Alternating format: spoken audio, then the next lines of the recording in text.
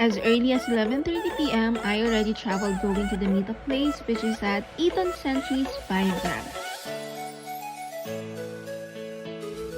The rate at that time was $240. I know it is pricey, but I have no choice.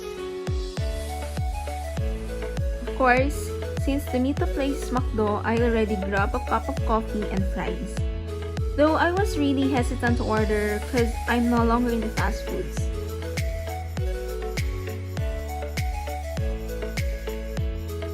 After a few hours of travel, we finally arrived at the registration area.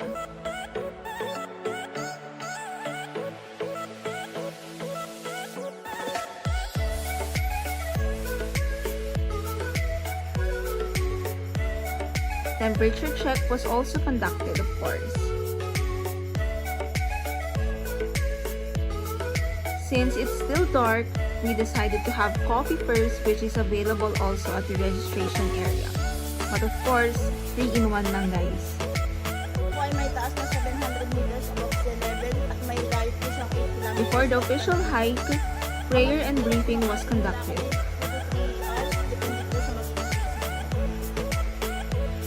At exactly 5 a.m., we officially started the hike.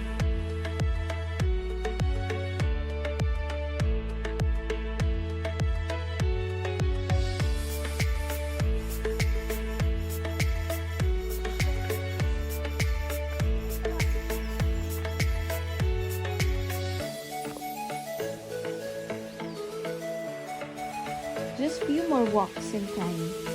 We'll get there, Mount Mapalad.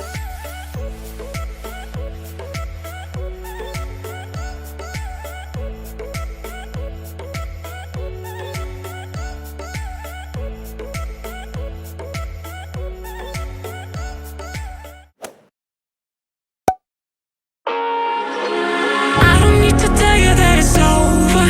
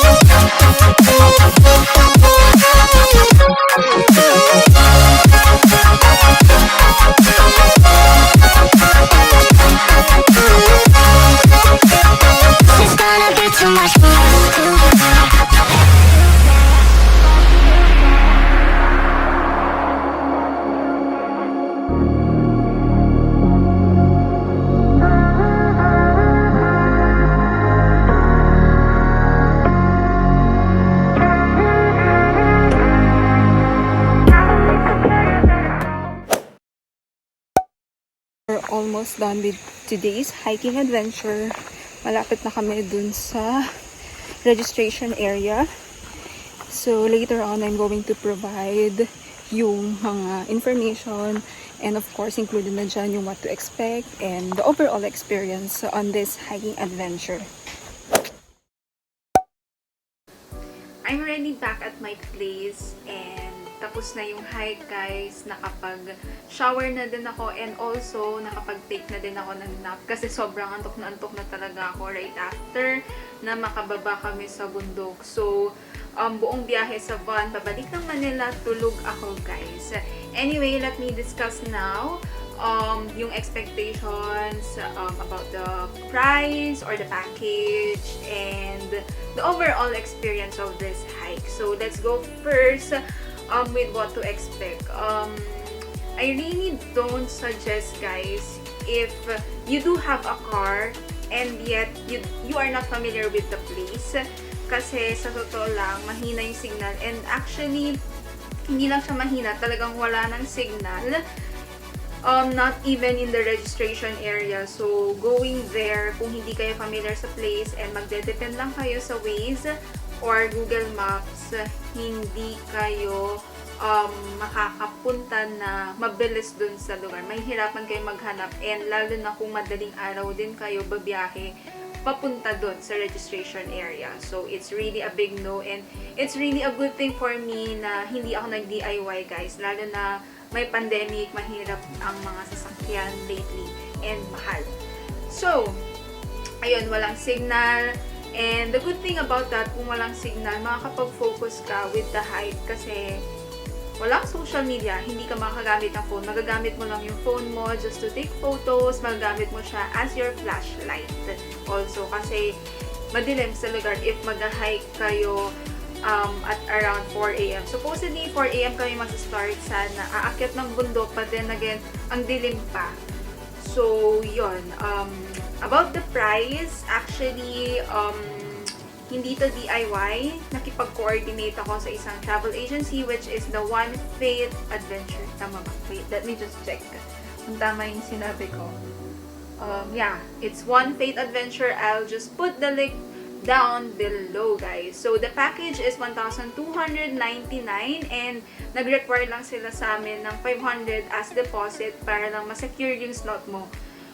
No cancellation. If ever na magka-cancel ka, last minute cancellation, babayaran mo pa din ng full yung 1,299 rather. What are the inclusions of that 1,299? So included na dyan yung transportation mo, nandyan yung driver, gas, toll, parking fee, and then included na din dyan yung package ng environmental fee, registration fee, tour guides fee, coordinators fee, and may kasama na din Bagtag and climb certificate. So once natapos mo yung climb, ibibigay sa'yo certificate as souvenir guys. For beginners out there, this mountain is for you. Mabilis lang siyang akyatin guys. Hindi siya ganun ka-komplikado. But for advanced hikers, for sure mabibitin kayo with this mountain. Pero maganda yung view actually. So, I still recommend this mountain for advanced hikers. And for my overall experience, I really did enjoy this hike because syempre, this is my first solo hike. I was able to survive and take a lot of photos, good photos actually. Na-achieve ko pa din yung mga buwis-buhay photos ko. And yung mga tao doon, binigyan nila ako ng, hindi ko sure, kainito ba to? Nakalimutan ko yung tanungin kung ano to. Pero binigyan nila ako. Dito na ako guys, bigay ito.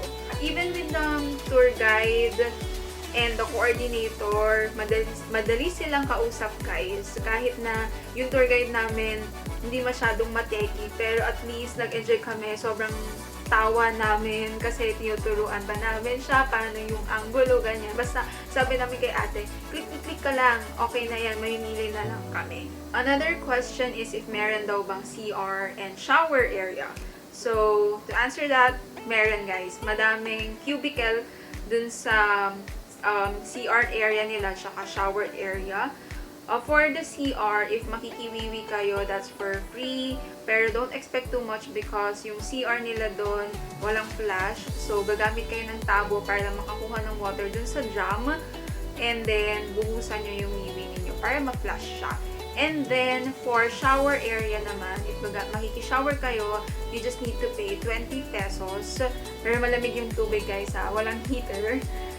Also, if may makakainan daw ba. Actually, doon sa registration area, karinderya na din yun. So, nag-offer sila, or I mean, nagluluto sila ng mga lutong bahay. And meron din silang instant coffee, and mga chichirya, mga biscuits, mga ganyan. So, pwede kayong kumain doon. I'm not really sure kung merong mabibilhan doon sa taas kasi nung nag-hike kami, may mga kubo-kubo siya. Probably before, may nagtitinda doon. Pero dahil konti lang yung mga nag-hike na, so probably wala na yung mga nagtitinda doon. Kasi syempre, COVID pa, so limited lang yung pwedeng umakyat pa sa bundok, guys. So, yan. At least meron naman kayong mabibilhan ng pagkain dun sa registration area. And also, before I forgot, yung 1,299 na package, guys, kasama na dyan yung photographer. Well, actually, yung photographer siya na din yung coordinator ninyo. So, if worry ninyo as a solo traveler or a solo hiker, kung wala kayong makukuhang photos on your hike, well, meron guys, kasama dyan sa package na yan. And actually, based on my experience, kahit naman hindi yung coordinator or yung photographer yung makakapagkuha ng photos mo, salitan kayo ng mga kasama mo dun sa group na magte-take ng photos.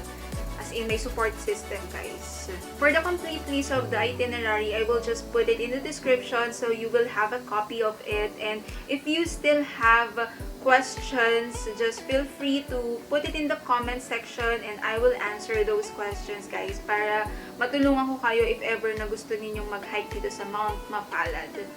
So, there you go. That ends this vlog. I hope you guys enjoyed it. So, please do subscribe, like this video, and of course, click the notification bell button on this side so you'll get notified every time I have a new upload or so you won't miss out any of my vlogs. I'll see you on my next hiking vlog. Bye!